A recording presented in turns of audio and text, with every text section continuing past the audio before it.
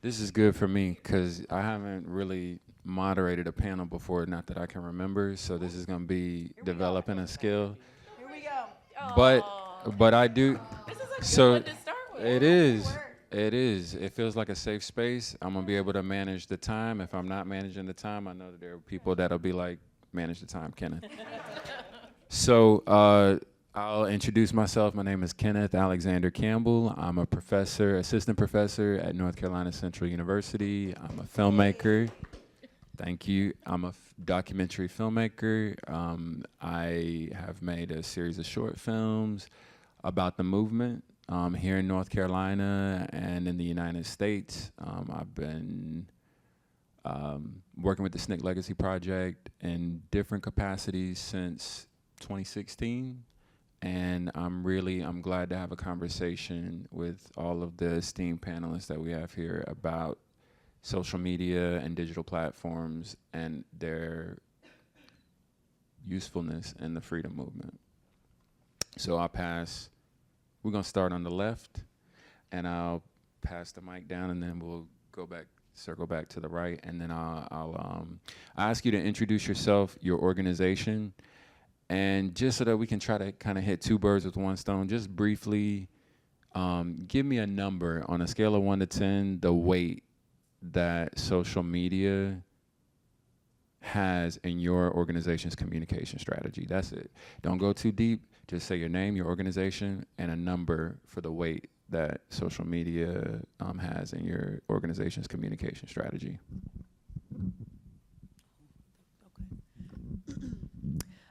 Good afternoon. I'm Amber Thomas. I currently serve as Senior Vice President of Operations at the NAACP, the national office. Social media, the weight, 1 to 10, I would say 8. Yeah. Hi, I'm Jess Morales Rocketto. I'm my organization, ECIS, which builds Latino political power. Honestly, probably like a 2.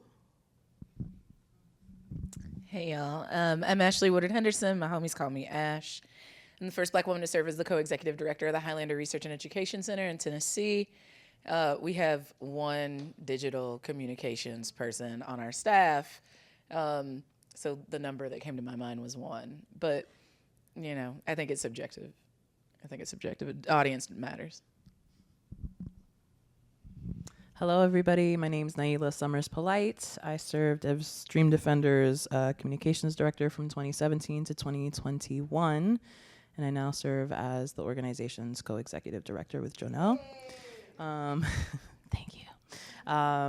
And I would say like a 7.5. It's up there. We're currently hiring a communications director, if you know anybody. Hey everybody, my name is Wisdom Cole, proudly serve as the National Director for the NAACP Youth and College Division.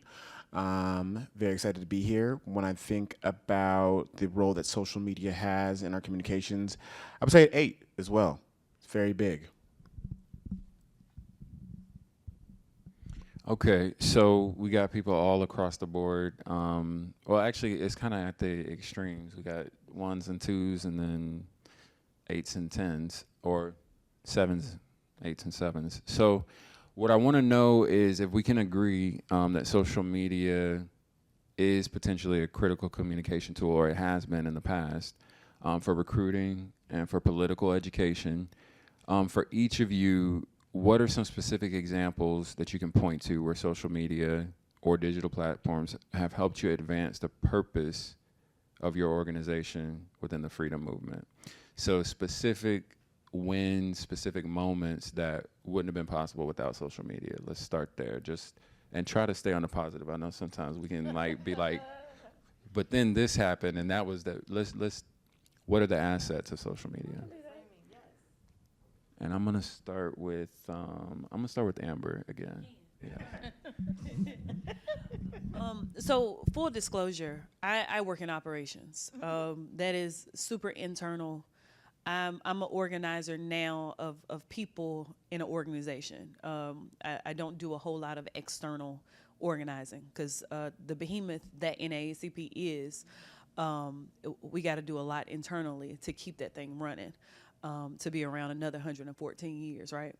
But in my previous role, when we were fighting to fully fund public education in Mississippi and make it a constitutional right, one of the things that we had to do was make sure we had a solid social media presence, and we wanted to make sure that not only parents and policymakers understood what was happening. We had to make sure that people who use social media, people who would be impacted by fully funded education, saw and understood what was happening. So we used a lot of social media tactics, all the way down to memes, just to help people understand really complex policy items. And when you're asking a high school senior, or some of my cousins who have children in school, to understand the funding formula for tax and ad valorem, and it was big. It was too big, So I remember, and I wasn't actually on the comms team, but when you're an organizer, you kind of just do what you need to do. Because I saw some of the stuff that we were putting out, it didn't register with the communities that we needed to reach. So I found a picture of a child with an inner tube around his stomach because he was getting ready to go swimming. And he was standing near an empty pool, and I put the caption on it. I said, and I need to find it if we haven't archived our social media page. I said, teaching children in an underfunded school district is like teaching a child to swim in a pool with no water.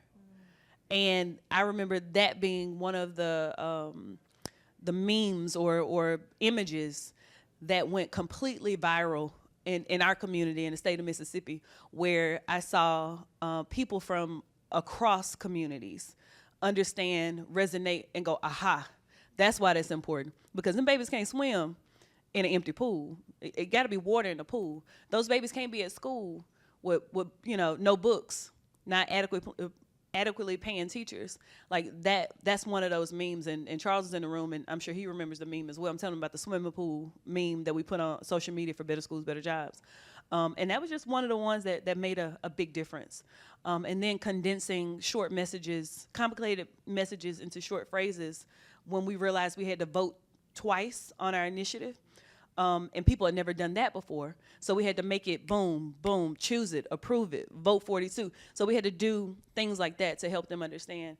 And we use social media and images to educate and organize really quickly. Yeah, I mean, I think a couple, one, it feels like because of this particular project, it feels important to talk about the SNCC 60th. So folks don't remember. Y'all certainly put in a ridiculous amount of labor to bring people back to DC to gather to talk about what SNCC had done 60 years beforehand. And then COVID hit.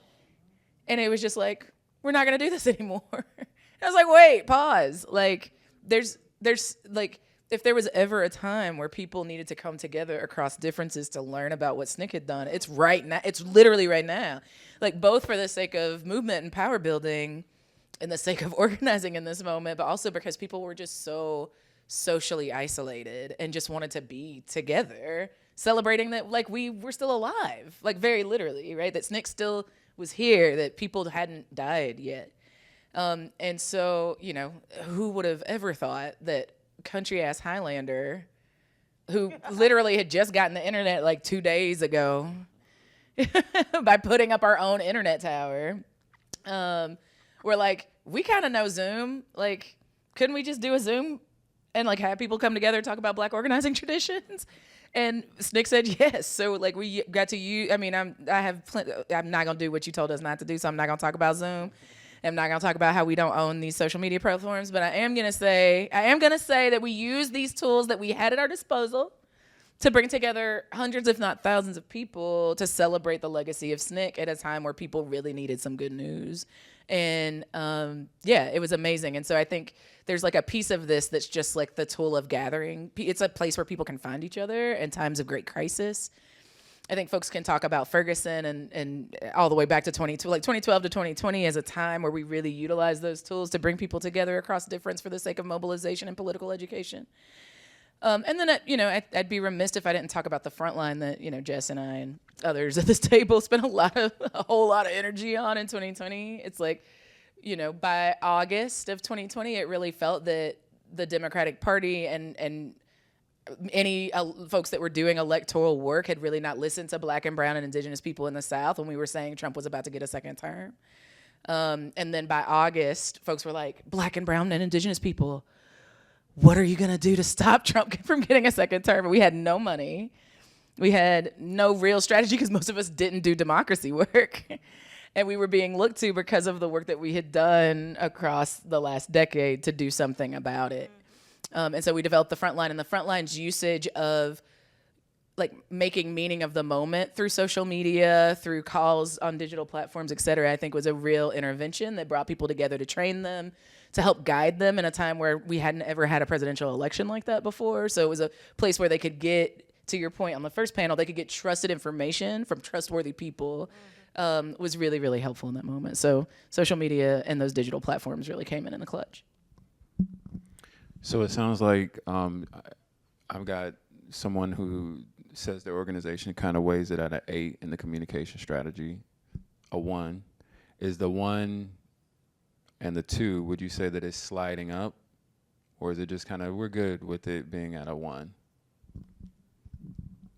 Well, I was just gonna say, like, it's not because we don't think it's important. We don't think it's important for us to be on social media. And I think that's like something, like, ultimately it's a tool. So it's like, what's your strategy? And our strategy is about partners and building an ecosystem of partners and them building, like a gigantic echo chamber, a gigantic, megaphone, whatever metaphor we want to use. So it's not important for our personal brand. Like, who cares if we tweet about stuff? Like, really, truly, who cares? And if you do, like, really find something better to do. But we care a lot about, like, the 75 partners that we work with on the daily, really moving forward in digital platforms, having YouTube channels, like being very engaged in the work of digital organizing and organizing on the internet. So I think that's actually quite important, because just like in any organizing work, everybody has a lane.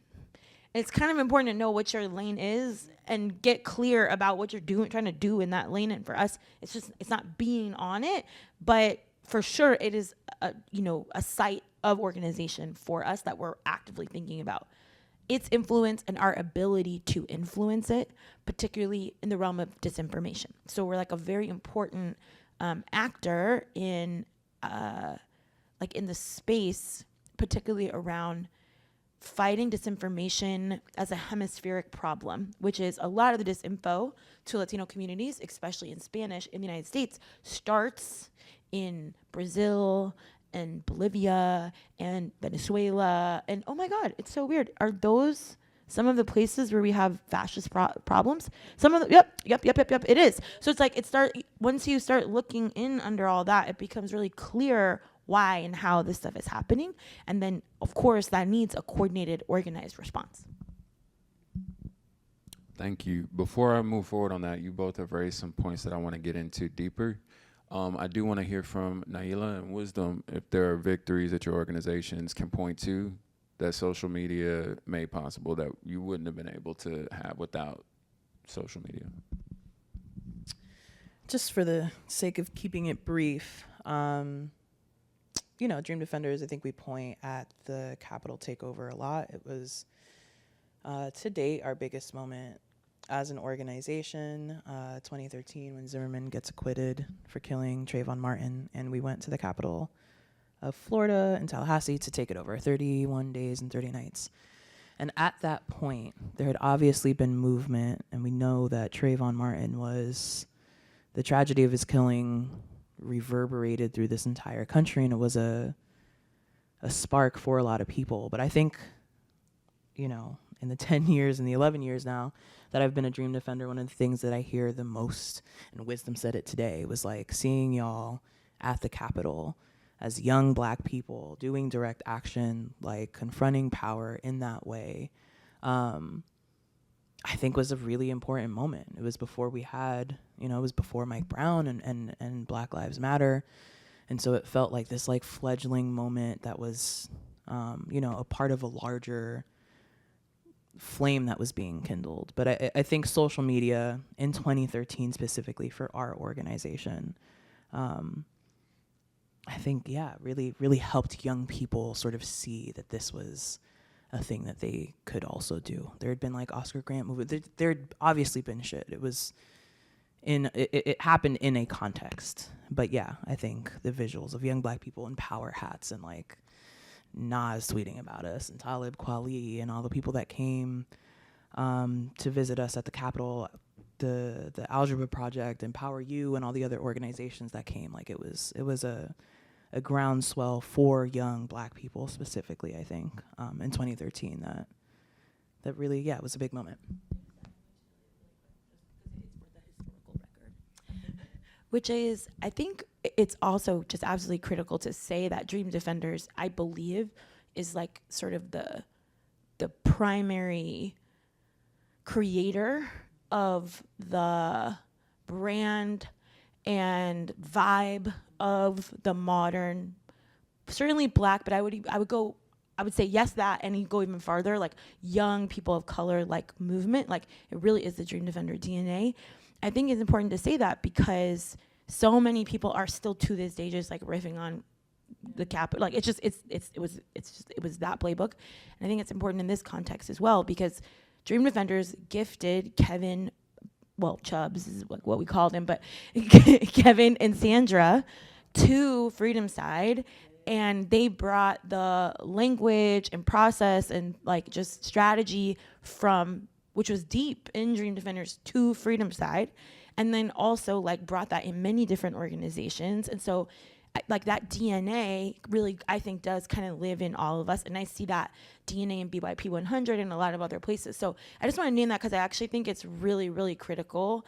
It has that moment for sure, but also that strategy has reverberations to this day on digital strategy in the movement.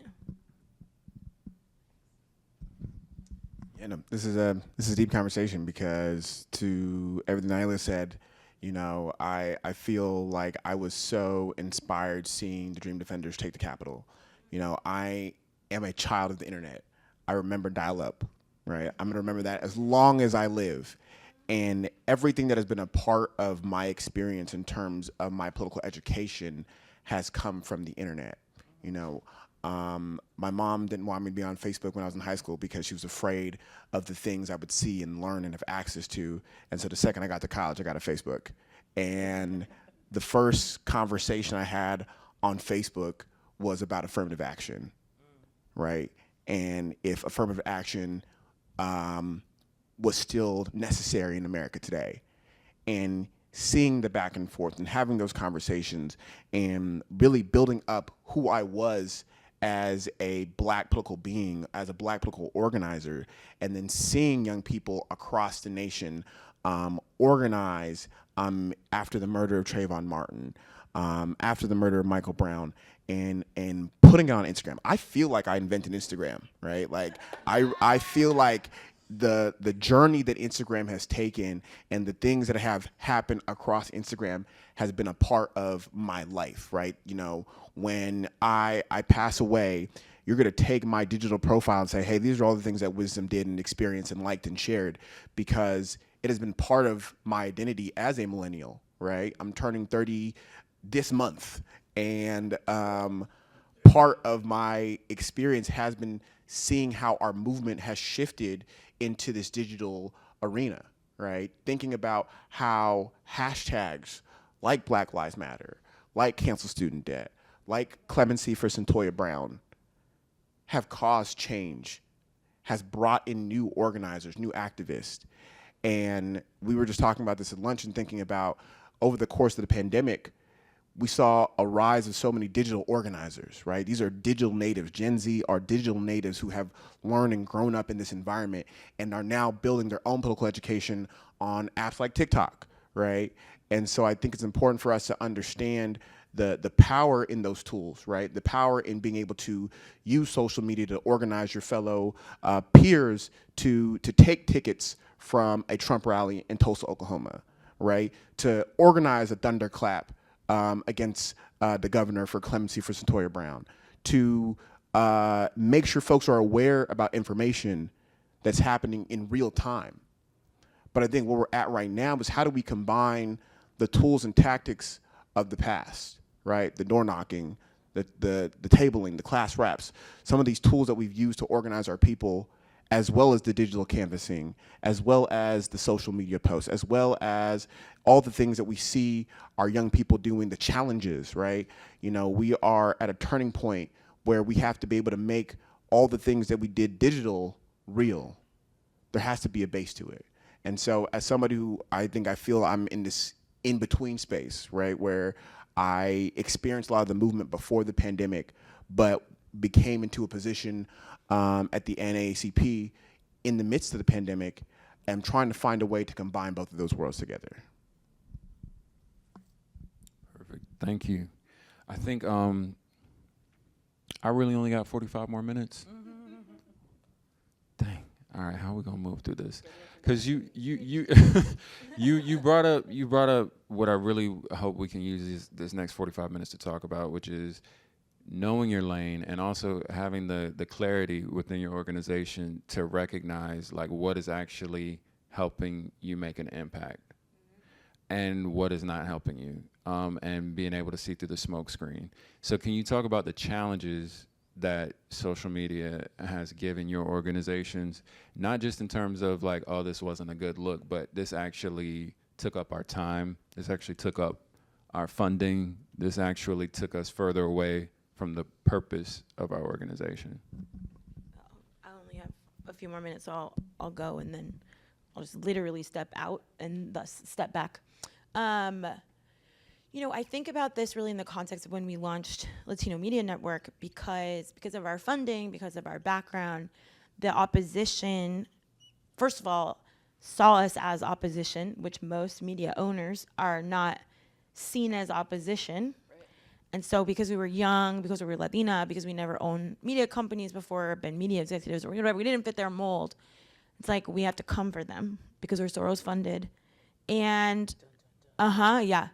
Puppets. Though it was wild. I mean, it continues to be wild. I just like avoid Miami, just like as a city generally now.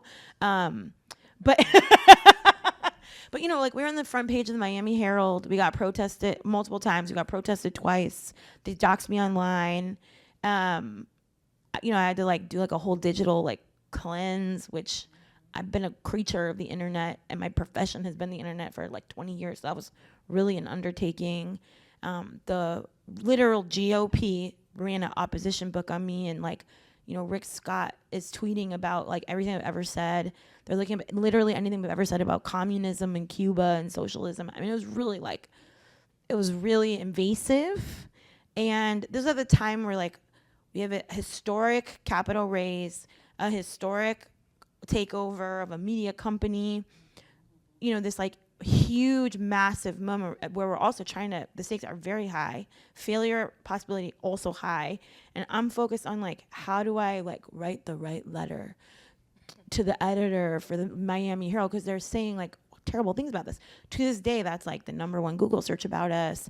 It's like a huge, like the right wing raised millions of dollars off of this, like. And every single week I get a media request that is like, can you talk about you in relation to this like right-wing thing that kind of sprang up against us? I raised $80 million. They can't pay their employees this week, but they're equivalent because it's right versus left. And that's like what the narrative is. And it's just wild. So I do think like there's so much danger in the fact that we don't own these things. There's so much danger in the fact that we can get so flat.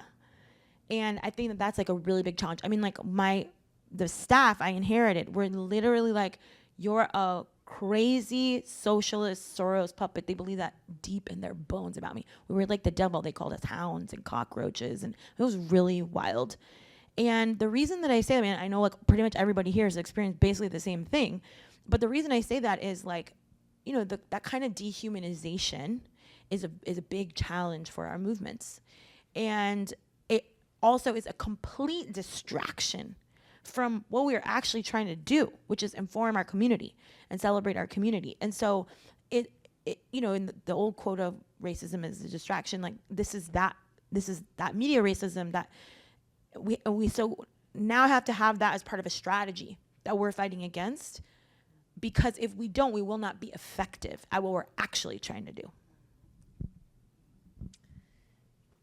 Preach. I will always and forever be the black girl that kept Highlander from closing after white supremacists burned the office down. Okay. It's always.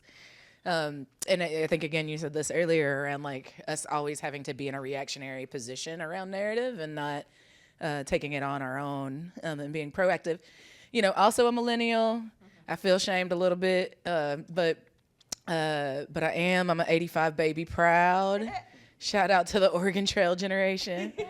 And, you know, I think I too, Wisdom, share a lot of what you said. Like I remember having a big boxy virus-filled box in my house that made lots of random noises while I tried to download every album known to man from illegal sources. Yeah, exactly. Not even, like Napster and other shit. LimeWire, yeah. So I remember the shift too, and I grew up in the context of being the daughter of a Black Panther who did not want our business in the streets. I didn't even find out my mom was a Panther until my sophomore year in high school. Like, she talk about security culture. Y'all don't got nothing on the Woodard Hendersons. And so I've seen a lot of shifts. I mean, I've definitely seen the impact. I feel like we get into fake fights about social media. It's not, is it important or not? It's a tool. Yeah. The tool, to your point, the tool is as important as your strategy and the audience that you're trying to reach. Highlander's a 90-year-old organization, almost 91 years old. There are people who we reach who you could never tweet to, and they will never be the people that you tweet to. And not just because they're older, sometimes just because they're country and they don't trust that shit, like, period. And they're not always wrong about that. There's other folks, like some of our young people in the intergenerational organizing that we do, that if we don't tweet or get on the IG or put up the event on Facebook, they'll never know because they're never gonna read a newsletter, physical or digital, right? So you have to know your lane. You also have to know your crew and what best reaches those folks. I think it's a fake fight. I think the other fake fight, but that is like something that we need to pay attention to, is the prioritization of digital organizing over the actual like base building, in-person, real ass work that a lot of organizations cut their teeth on, and then COVID impacted. And really, like, I still don't think we know the impact of COVID on our base building work. And, you know, I would just say, it's like, I think the story gets to be for folks like Centoya Brown. I'm from Tennessee. Like, it gets easily pulled into, you know, Kim Kardashian. I don't think that's what you were saying, Wisdom, but like, white people often say, you know, Centoya got out because Kim Kardashian made a tweet. It's like, no. Centoya got out because some of us busted our asses. And like, we're doing it when movement was saying it was a pipe dream, that we were wasting time, money, and resources because she was never gonna get clemency. Relationships got Centoya out, and good organizing got Centoya out. And so I think we need to not skimp on digital organizing versus like in-person base building. The last thing I'll say is like, but do you feel like, yeah, was Kim Kardashian tweet important? To some people. Yeah. To some people. To people in Tennessee who mostly didn't know who Kim Kardashian was? Not particularly. Did Bill Haslam care? He was annoyed. I'll take it.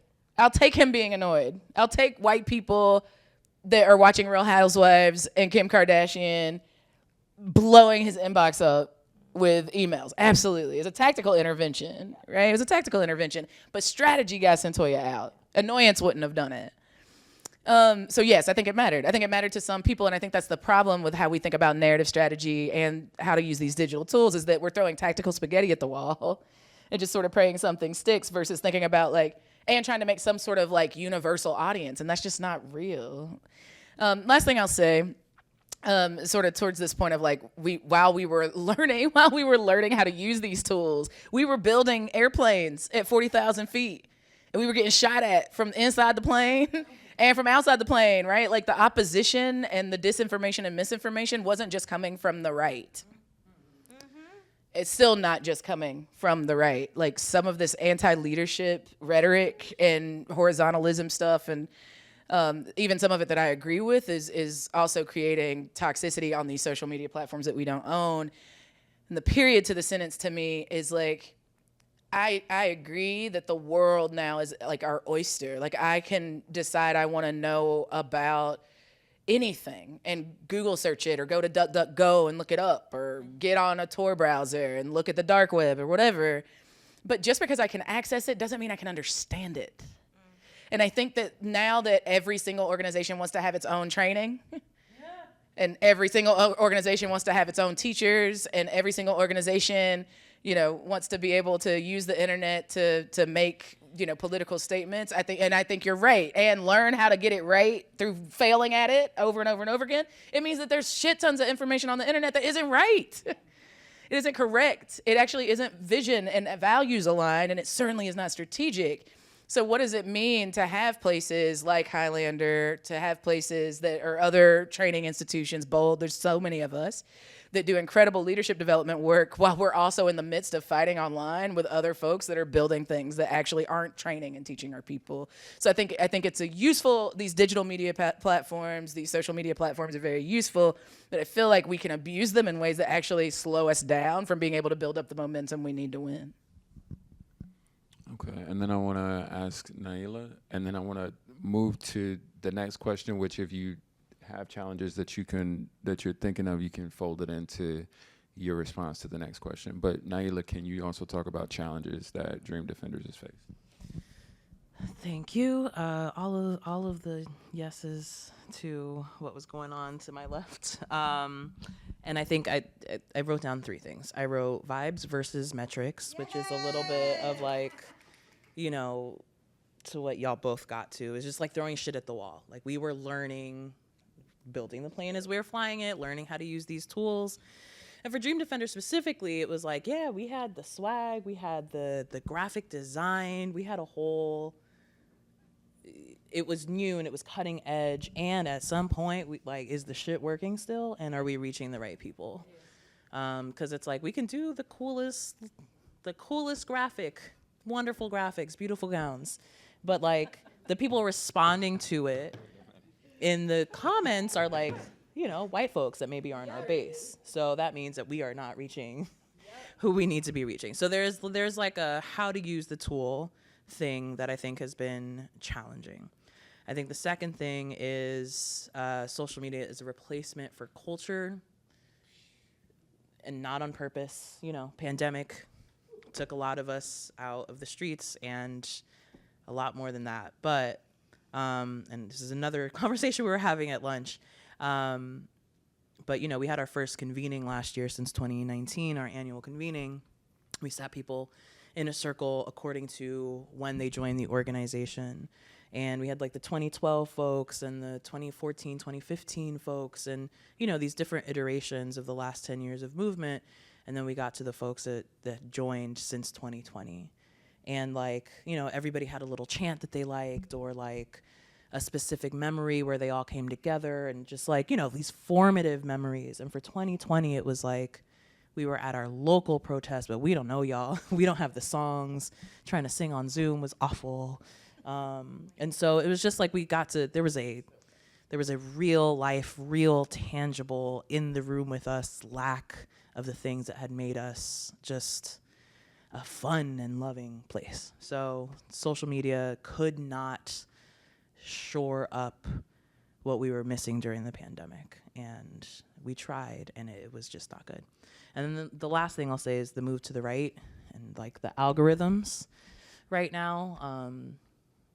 It's funny, Jess was talking about Cubans. I am half Cuban, and I'm in Miami. I'm so sorry. They're awful people. But Cuban Americans are, and now increasingly people from Nicaragua and Venezuela are like a political project of the US to move them to the right. We are seeing now acutely, I think, black men and generally young black people on the internet being moved to the right.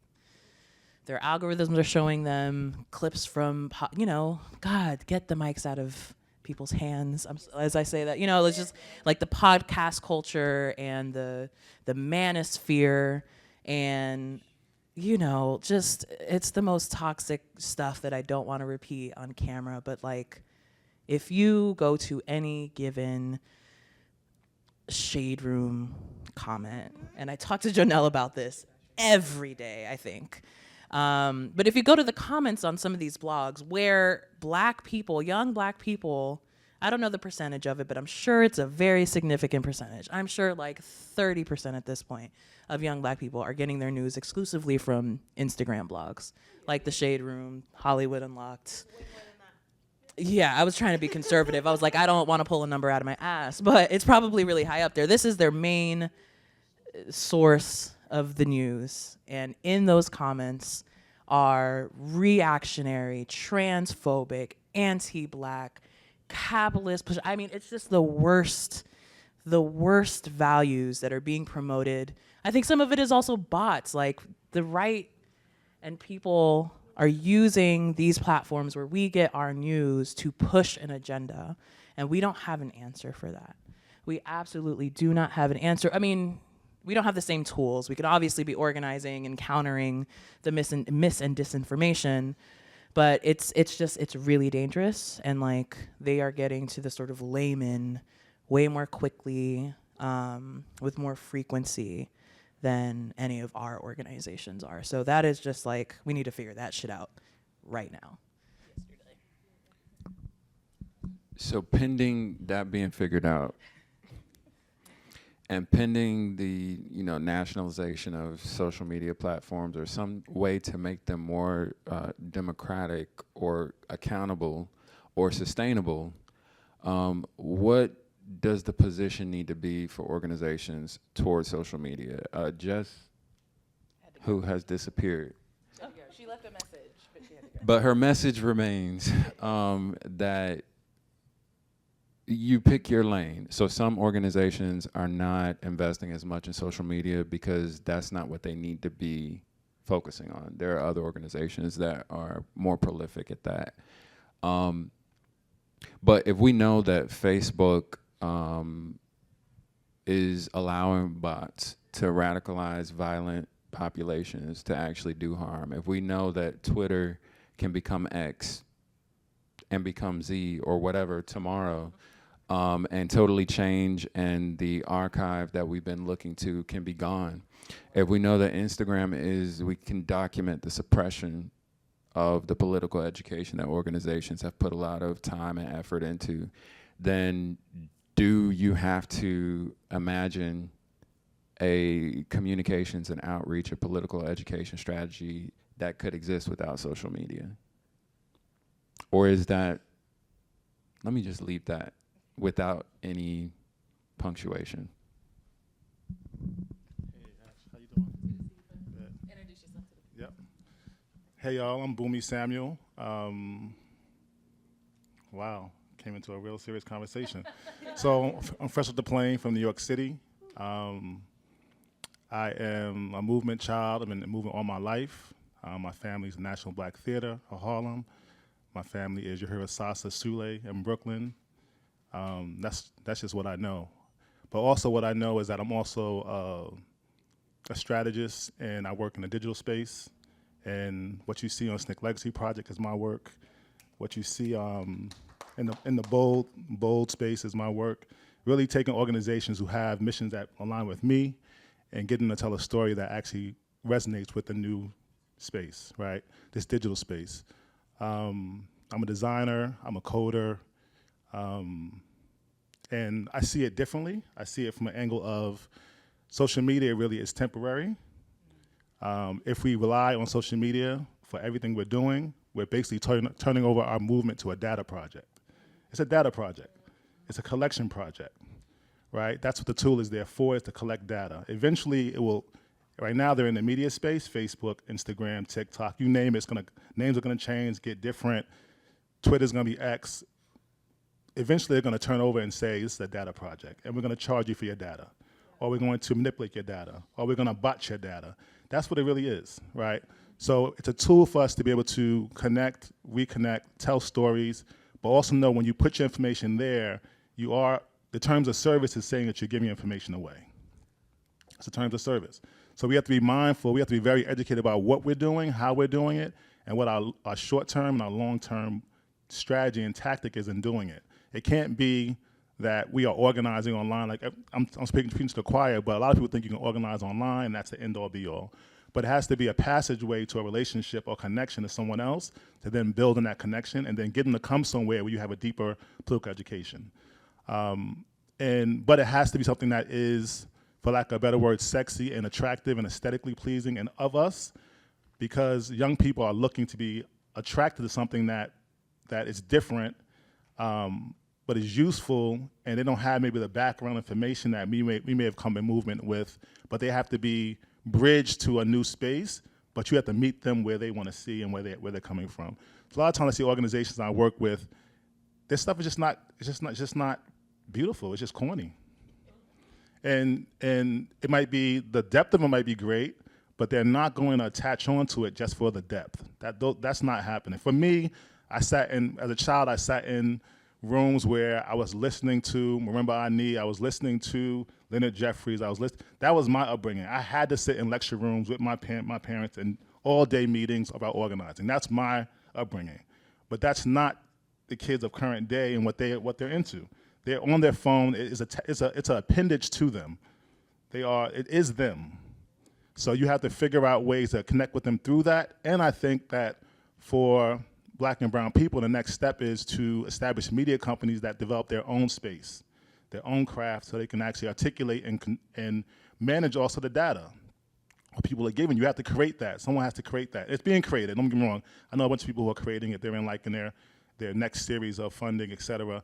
But you have to be mindful that in creating it, there are people who are going to pay you to do their work in a way that's opposition to who you are. So you have to take resources from folks who believe in what you believe in, and that's me and Courtland always talk about this, is that I think SNCC Legacy Project is a media company. That's me. I think it's a historical archive space, but I think that you have to publish.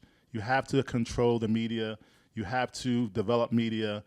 I see the project that I'm currently working with SNCC as activists that's on this panel continually writing, op-eding, presenting, creating. It should be a synergy of a central place where you're constantly developing media, digital currency, and you're developing it and you're creating. Then when the platform rises, you can transfer what you're doing to that platform, and it's a movement forward.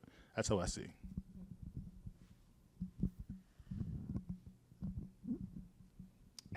Okay. Plus one to everything Bunmi said, as per usual. I also think it's a media project. And please do it. We actually need that infrastructure. My fear, well, two things. The concrete assessment of concrete conditions is we create the vacuums that then we get mad that the right fills. I think Jess was saying before she left to tell you all that 71% of Latinx folks get their news from YouTube. Not the news channel inside of YouTube, but just from random ass YouTube videos, right? It's terrifying. There's no regulation of whether or not that stuff is true or not. But if I went to try to find us there, it's ghost town. We're very few of us are actually utilizing those tools. And don't get me wrong, I hate YouTube. I think about deleting social media every day. But our purity politics are not going to get us free in a 21st century context where most of our folks are using those tools. And so we can either be mad about people filling the vacuum, or we can not create the vacuum. My worry is that even if SNCC Legacy says, yep, we agree, Bunmi, we are going to be a place that generates media content, y'all write, put it out there, whatever, that we'll do what we already do with these tools and not amplify each other. So it's we, even amongst our crew, we all have very dramatically different ranges in terms of social media reach. And I can tell you the number of times where I've seen some of us amplify and support each other's work. I can tell you times where it's felt like crickets out in these streets. That we had to organize people around building resilient communities coming out and be yo, share it. If you see somebody talking trash, Talk to them, organize them, right? Like have a conversation. That we have to do that much work just to get our own folks to participate in the amplification of our own, the Freedom Papers. I'm like, talk about work. I can't tell you another Black youth organizing outfit that shared the Freedom Papers, and I pay attention, right? The Fascism 101 series has gotten to thousands of people registered because we partnered with other organizations. Had we not put people's names on it, I don't know if they would have shared it. You know what I mean? So it's like, again, towards the creation of the vacuums, it's like we can only do with those tools what we do together. And if we're not going to do it together, then we might be able to have access to them and, again, still not win because we're not playing like a team. I think my fear in this new reality that we live in is that a lot of the folks who have the most influence in this space don't actually have the work to back it up. Facts. Right? When we talk about elections, likes don't equal votes. It doesn't, right? And we are in an increasingly changing reality, right? Let's talk about AI. Let's talk about Web3. Let's talk about virtual reality. Let's talk about these things that aren't coming tomorrow. They're here today, right? And particularly when I'm talking about this generation, you have every access to not leave your home. We are more connected than ever, but still disconnected, right? Folks don't know how to even talk to each other, connect with one another, and actually build those movements. Again, we were talking about this. Where is the youth movement today, and who are those people who are leading it? And many of those people are online, but when you ask them those questions, when you ask them what is their resume, ask them what people have you actually organized, where is your base at, right? Outside of the nameless people that you have on social media, there's nobody in real life. If we actually want to see results, if we actually want to see turnout, if we actually want to see things change, we need people who have work behind them and are willing to put the biggest solutions to the biggest problems that we're facing. Not just talk about it, not just create a challenge about it, right? Those are great ways to bring people into the movement. It's, everything has some type of sauce to it. Everything has some type of way to bring people in. But how do you keep them? How do you change them? How do you give them that political education? And that's my biggest thing, right? This generation needs that political education to actually go out and do the movement work. I know a place. Did anyone else want to respond to that last question about, developing a strategy without? Okay, so then all of what you all are saying kind of leads to, I think, what will be my last question if we can go long enough on it, and then maybe questions from the audience. What are specific lessons that we can take from everything that we know now, everything that we've discussed, to give concrete advice to one another, but also to generations that we can't see right now, so that they can prepare for what really isn't coming, but what's here now, which is the weaponization of data that's been collected through social media and the manifestation of that through artificial intelligence. And yeah, what can you say to them?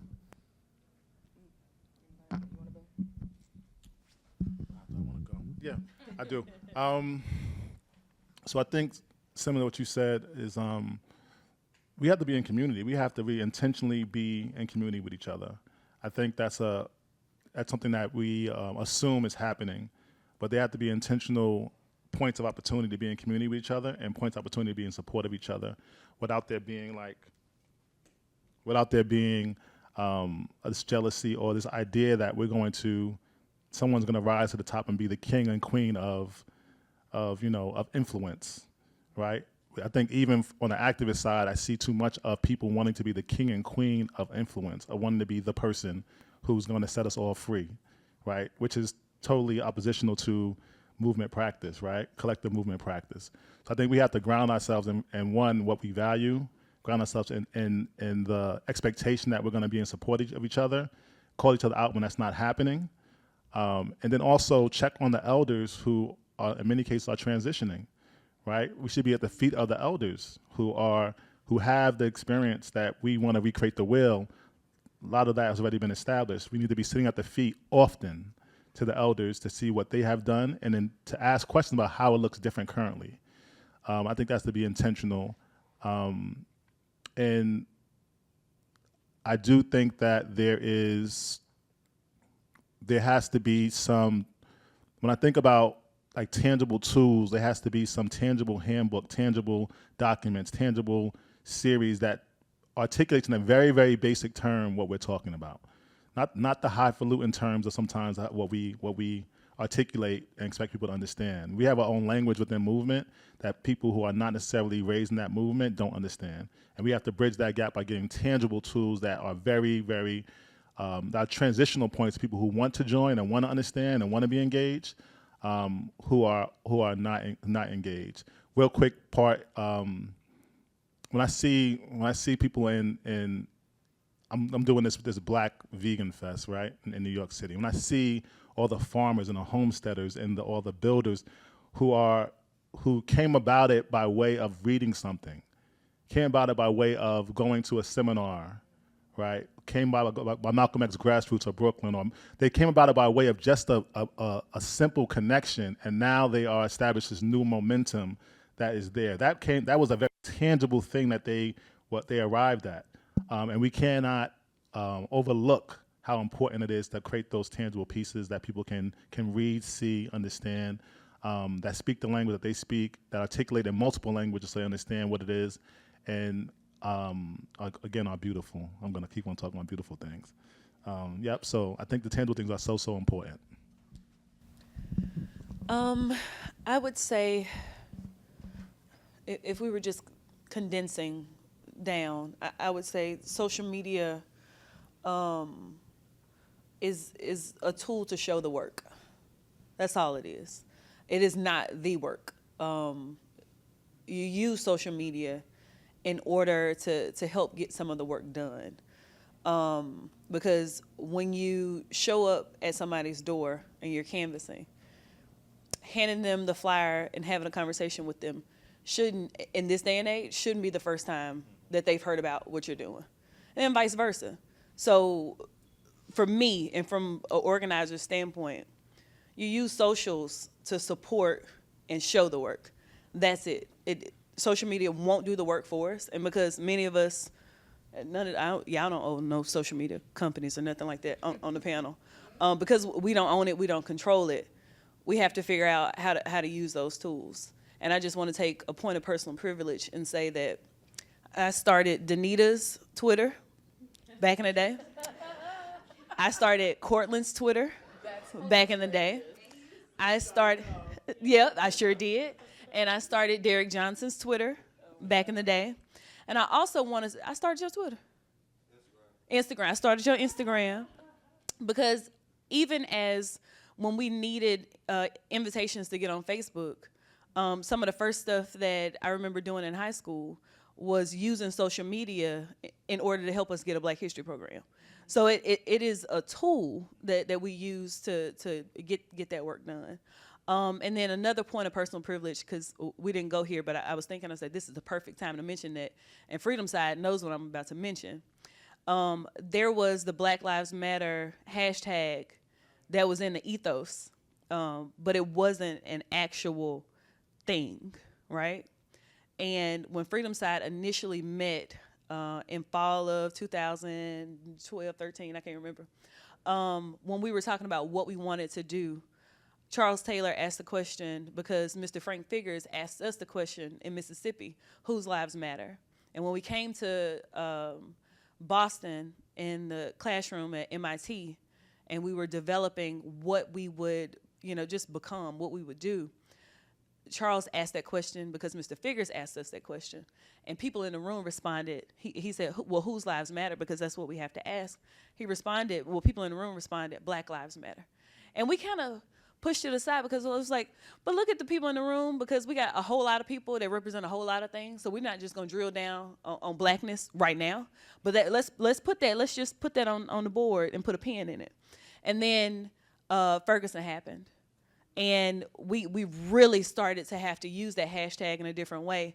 And what those words and that hashtag and what social media was able to do, and inject all of this energy into an idea, Even though in our group, when we said Black Lives Matter, that's not what you see now is not what we considered happening.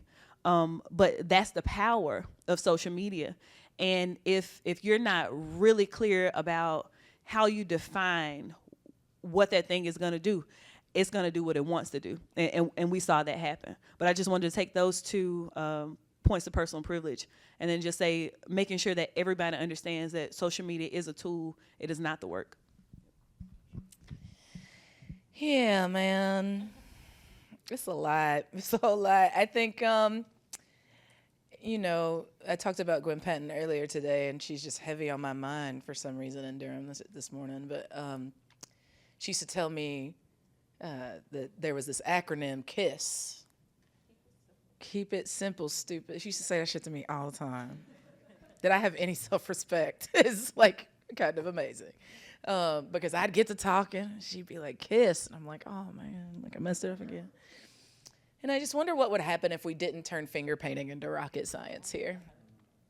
Like, I wonder what would happen if I just said out loud to you that y'all ain't my competition. I'm just not gonna compete with you on social media or anywhere else. Because basically, if you win the shit that your organization say that you're supposed to win, I win. So why wouldn't I share your shit? Why wouldn't I pay the $35 to the NAACP even though I disagree with y'all all the time? You know what I'm saying? Like, why wouldn't I? Because if it wins and black people are there, that's cool. Like, we can fight it out, but it's cool. We fan, right? Like, I was Team Power U in the Capitol. Y'all, the Dream Defenders organized me, y'all. It took a minute, but they got them squad. I'm like a groupie now. I'm a groupie now, and like, even at the worst of the conflicts amongst any of us that have been in or out of the movement for Black Lives, what would happen if we just looked at each other and said, like, if you win, I'm winning. Cool. You win, I'm winning. Even if I disagree with you, we can fight that out after we win. Can we fight after we win some shit? That would be amazing. And I wonder what, you know what I'm saying? What, for real? I don't even remember why we're mad. Why don't you post the Twitter thing? I don't even remember why you're mad. What would happen if we didn't treat it like a competition amongst us and we actually focused on the opposition and filling the vacuum that we're creating by being mad at each other? Fill the vacuum so that the opposition doesn't fill it for us while we over here arguing about like who has the most Twitter followers. It's stupid. And what would happen if we played to our strengths? Like, towards this point about influence, I think that's really right. And it's like, I actually don't need to have the most influence if I'm friends with the people that have the most influence. Because if it's not a competition, maybe I don't care if Tiffany's the person that delivers the message. It's okay. It's okay. Low ego, high impact in a moment where we might really only have 2 years to beat fascism before it's all a fucking wrap. That's actually what we're playing with right now. Last couple of things. I think we talk about elders in relationship to social media all the way wrong, and digital platforms all the way wrong, because elders use technology. They were young people who also had technologies that they use to get across narratives. And so I think we often treat them like we're the ones that have to teach them about technologies, when actually I think we have a lot to learn about the struggles that they had around whether or not to use technology, and like who got to be in the newsletter that y'all used the mimeograph to make, and all of these things. And so I think there's more conversations we could have intergenerationally about the use of technology and its growth and how they see it impacting our movement building now. I wonder what would happen if we were as accountable publicly as we are loud about the things that we're wrong about publicly, like what accountability looks like. I wonder what would happen if we decided that because our people are thirsty to hear what we think, even when we disagree with each other, what it looks like to publicly debate using these tools with love. I was telling Judy earlier today that one of the best parts of the fascism series that Highlander's been doing with Right to the City and several other amazing individual leftists is that they've seen us disagree and still want to be in each other's lives, and they're thirsty for that, and they're smart enough to figure out which opinion they think is the most valid. And then I just think, you know, is it a thing to your point about the scale, and is it the work or not the work? I don't want to have that fight. What I want is a multi-tactical strategy where if social media is your jam, you do that shit excellently, and we all get free for it. Meanwhile, I'm going to be out here training people. And some of y'all going to be out here base building national organizations. And some of y'all going to be building youth and college family division folks. And some of y'all going to be doing other things. that's cool. At the end of the day, I wonder what happens if we were bigger than the sum of our parts.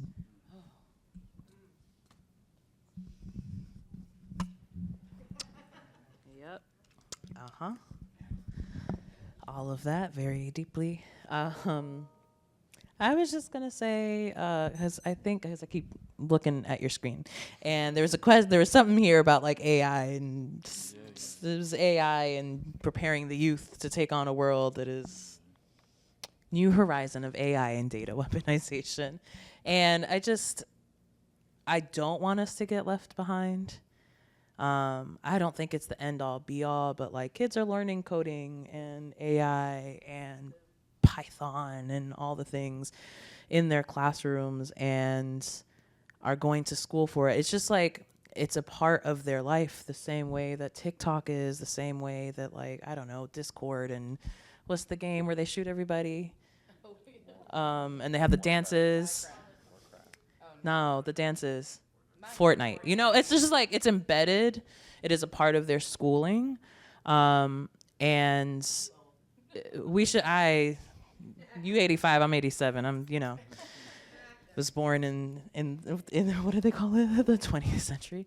I was born in the 1900s. So I just don't want us to get left behind because the kids are speaking a language that we do not know. So we don't necessarily need to be the ones that learn it and know it like the back of our hands, but we need somebody that does. And just like, they will fill the gaps. The right will fill the gaps. Florida, we went inside during the pandemic and the Florida Republicans voter regged the Democratic Party in Florida for the first time in history, right? Like when we go to sleep, they are working. And so they will find ways to do the deep fakes. They will find ways to use the AIs against our folks. And I just don't want us to, look at it as trivial or unnecessary. Like we should be finding kids that are studying this stuff in college now and be trying to recruit them. Maybe we only need 5 really good people in our movement that we can depend on, but just like we shouldn't turn away from it. We should be trying to learn and bring folks who know that stuff into our movement as well. Yeah, I think you're absolutely right. These are languages of power, right? And if we are not studying these tools now, we're not using these tools now, we're gonna be left behind. When I think about some of the things or the advice that I want to give to future generations, particularly about social media, is understanding this symbiotic relationship that we've been talking about with social media, right? Either we own social media or it owns us. That's all it is to it, really. I remember talking with this influencer kid that I met in LA and was talking about his platform and all the people he has on TikTok. And I'm like, bro, you got the mic right now. Like, why not say something impactful? Why not say something that could actually change the culture, not play into this toxic masculinity, game that the entire internet is playing on? And he said, bro, I'm scared. I don't want to lose my followers. I don't want to get canceled, right? Like, this is how I eat. This is how I make money, right? And so how do we begin to create a culture? And I really believe in for this generation that I work with around organizing these influencers, right? Because a lot of them do want to say something, right? But there is a culture that is present. There is a way in which we have set up dynamics. The industry has created ways in which they can continue to make money off of propelling a lot of these thoughts and ideologies. And so how do we begin to, again, create that 50+1? If we are training them, if we are organizing them, if we are involving them in our campaigns, something that I wholeheartedly believe in is when we have politics and culture, we have power, right? We are the culture. We are building the culture. Our young people are building the culture. They're taking our culture and digitizing it and saying it's their culture, right? So the quicker that we're able to understand these tools, pair with what we're already doing, we can get to that power. But the question that Cortland always asks me and asks everybody, are we ready to work and argue in the language of power? Are we ready to have that fight? Are we ready to go there and do that? And that's what I hope to do. Okay. We got 2 minutes for audience questions. No. I guess until we get cut off, does anyone in the audience have questions, or does anyone on the panel have questions? I'm sure that people have said things that have made you want to go a little outside of the questions I asked. There was one thing, just to Ashley's and Amber's points about y'all using social media, about the elders. My mother-in-law is from Putnam County, Florida, which is a very small place between Gainesville and Jacksonville. She's gone to the same AME church her entire life. And the way that these church mothers are on Facebook would put us to shame. When the book ban started happening, they had their own memes going around with pictures of Ruby Bridges and they know how to make the little memes on Facebook where you just put text and share it everywhere. But they've got and specifically on Facebook Messenger, they've got the phone tree, they've got the latest events, they've got the prayer memes. But I'm just we should not make assumptions on the way that our folks are using social media, and learn how to speak that language too, because it goes both ways. We gotta have people that know the AI, and we gotta have people that still value the fact that there are folks really utilizing Facebook, and that's where our elders are, or not all of them, but a lot of them.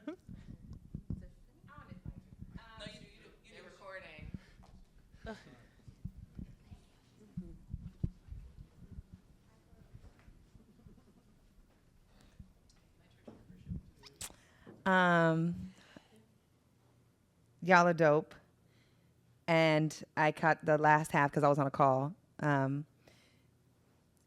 I heard you all talk a lot about digital organizing, social media as it relates to the work, but in my loving Freedom Side group chat, I, out of nowhere, had a moment sharing this notoriously famous interview that happened a few weeks ago during the RNC, where Tucker Carlson and Donald Trump went live on what is now known as X, formerly Twitter, and for an hour had a very scary, for me it was laughably outrageous conversation. For those who didn't watch, one of the things that Tucker Carlson asked Donald Trump was, the left has protested you, they've tried to impeach you twice, now they're trying to get you indicted and thrown in jail. Aren't you afraid they're gonna kill you? And this is 75, so they say, 75 million people who were tuning into this. There were more viewers on the Twitter interview between these two white men than there was even for the RNC. And I was one of them because I didn't even pay attention to the RNC because I wanted to know what foolishness they were going to say, and that's what they said. And last week, Tucker Carlson, again on Twitter, X, interviewed Ice Cube and dragged him in this same sort of deep, disgusting conversation with questions that he had to answer the way that Carlson wanted him to answer. And so my struggle as somebody who is trying to create space for myself when I'm all the way on the West Coast now, digitally, and for the collective anxiety that I feel around we can't let people's hearts and minds be changed off of this foolishness. And me and Cortland, whenever we talk, he's always telling me we got to change people's hearts and minds. And I think it starts with that, those examples of those conversations. They are getting a head start on the elections already, right?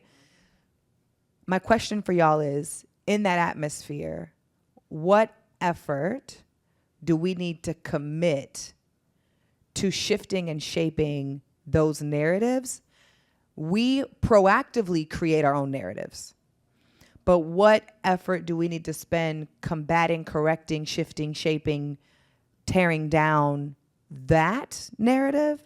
Because most of the time that's not our audience, but it is confusing the hell out of our young people, and it is dividing our communities in very serious policy ways. And so I'm struggling. I'm I don't want to spend time on social media talking about this shit.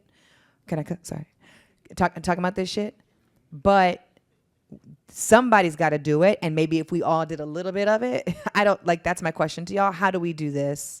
We cannot ignore it. What do we need to do around that?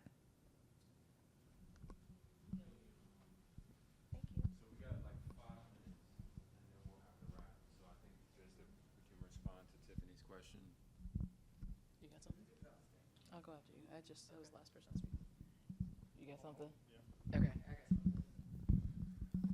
Hey, Tiff. So I think that I got you. I brought it with you. I brought it with me in the back. Yep. Exactly. Talk to that man. It's aggressive. It's deliberate. It is a media company. They are producing content with this idea that it's just live. I just went live. No, they just didn't go live. They produced that content with the intention of being a media company to push the brand of what they're trying to get done. They're publishing content out of a structural, produced, film-like, film budget-like, right? And making film like the 1619 project we just did, it's a tedious, in-depth process of producing something. And they're doing it under the idea that it's just social media. It's not just anything. It's very organized. It's very tactical. It's very producing. And they know that hip hop has a love of patriarchy. They know that hip hop's been loving Trump since the 80s, right?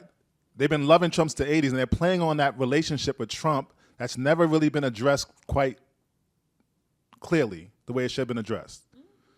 They're now saying that my friends at Central Park 5, it was all a farce. It was all made up. They're spinning it. They're spinning history, right? And the folks who are like Ice Cube, who are looking to be radical, but under political education. He's not politically educated enough to even be radical. He has a gap that they're playing on his gap. His gap is that he's not society, right? He's not being accepted, but he also is hip hop. And this is a gap in between that's never been solved. This bridge has never been solved for him. As an older man now, he's having regrets about what he didn't do and how he didn't do and how powerful he's not. So they're playing on that fear of missing out, that FOMO, that nostalgia. And they're going to continue to target specific people in our community who are fragile around their political education and politics, intentionally, and produce it. So for us, it's all-out war in a way that it has to be an organizing project of media producing both digitally and also grassroots, and identifying who has the voice and be able to draw the people in to then shift how they see things, because there has to be a re-education going into this next election cycle, right? But they've been organizing forever, but they've been organizing since at least 2011. This, what we're seeing now, is literally a 13-year organizing project. The small grassroots groups that started to organize, and of course before them, but in a certain unique group of people who were less educated, but also saw that their grasp of power was slipping, began to intentionally every day, like the PTA that shows up to take over a school, organizing to make themselves more powerful. And they've been at it, but now they're at a point where they have the resources. They've been having these small private groups who are funding these large projects, who are the Elon Musk. They're all a part of these networks that are really using media just to dominate the space and produce stuff that they know they're going to benefit from. They're intentional. There's no mistake about it. So I think for us, we have to, as Ashley mentioned, we have to be very, I don't know if there's any word past intentional, very, very clear about how we have to be in community with each other to address this. And the folks who have a larger voice have to say, I won't use my platform to produce political education that's going to help to shift some minds. And there's folks who are in the media space that I think are willing, but no one's really asked them in a very clear way on how to produce this. No one's really said, this is how we're going to need to move forward. And I'm thinking about some friends of mine who just got 20,000 people to come to Atlanta for an investment festival. They are Earn Your Leisure, which I remember them in a room with 100 people. They are enamored with capitalism.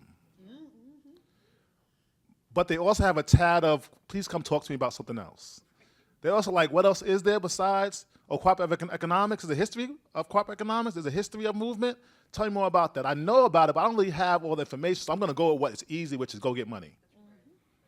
But someone has to come with the package to say, it can be, we have a different way of going about this that is meaningful, that is clear, that has legs, that can be beautiful, and that can get you to a point where you can feel fulfilled.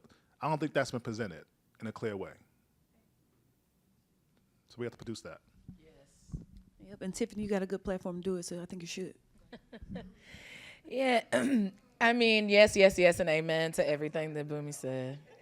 You pretty good. Don't let it go to you. We got to live with her. Same thing I said about Phil. We got to live with Phil. We can't boost them up too much. We got to deal with them tomorrow too. I think this is an excellent question, and I think it's nuanced, like any good strategy is.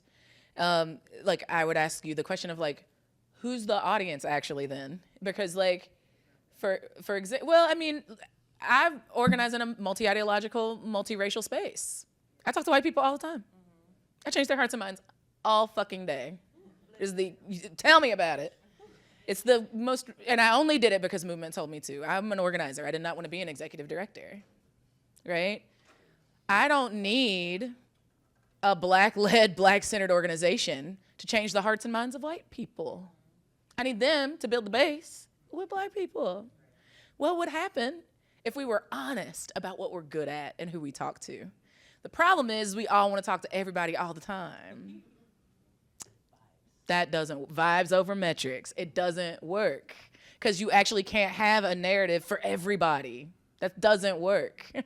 So I would push us to think a little bit more concretely about like whose hearts and minds are we trying to change and who is best like at executing that. And then I think secondly, and I really, some of us, I just don't think we actually know because I don't think we actually pay attention to that stuff, to your point, Wisdom, earlier. It's like, we just grew up around this shit. I got on it just to talk to people, whatever. It wasn't like I was trying to build a brand, right? And I should have just let you do it. Next time. My spill account is waiting on you. So I think there's that. I think the number one reason that white people have said they've been joining white supremacist organizations, white nationalist organizations, Christian nationalist organizations, is because they're looking for a place to belong. And what I know good, as my dad would say, is that that's everybody, every single person right now, especially post-COVID, especially such political isolation, economic isolation, stratification. Folks are looking for a place to belong. And I think to your point about the influencers who are trying to figure out how they fit into this, I think that's true for everybody. All of us don't want to get canceled. We built that culture. We inherited that culture too.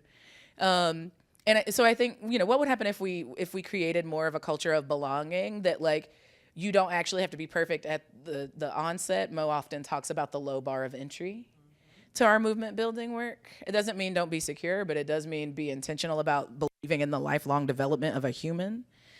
And the last thing I would say is like, I think part of the reason people don't, like, that we don't do what we need to do to be able to engage those 75 million people or anybody else, it's because we don't actually trust people to get what we think we get. And I think we should just say that. We think we're smarter than regular ass people. We think that they would go and watch Tucker Carlson and listen to Donald Trump because they're not as smart as us. And we should just say that. Because as long as that continues to be true, Baba Chokwe used to say, if you don't love the people, you'll betray the people.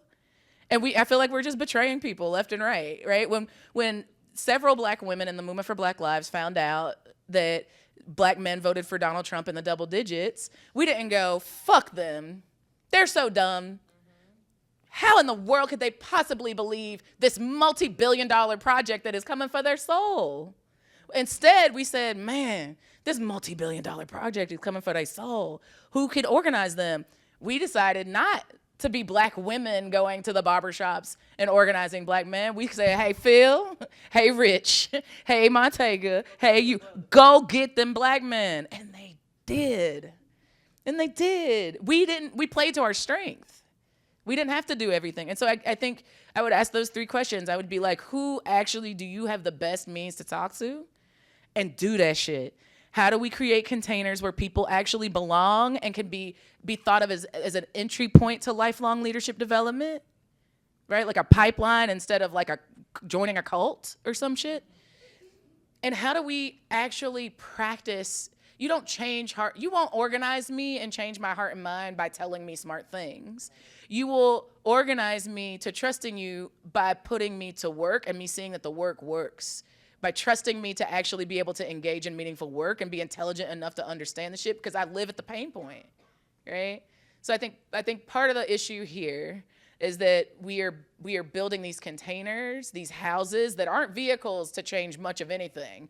But it's really a little bit more social society stuff that is really about being the most right and not being the most available to the regular ass people that are living at the pain points, and in my opinion, that are like the vehicles by which social transformation happens in this country. Now I know I can see you stimulated more questions and more ideas in some people, but I'm not gonna get to be a moderator again if I don't if I don't just say thank you to each of you. And I think we're gonna head on to North Carolina Central University right now.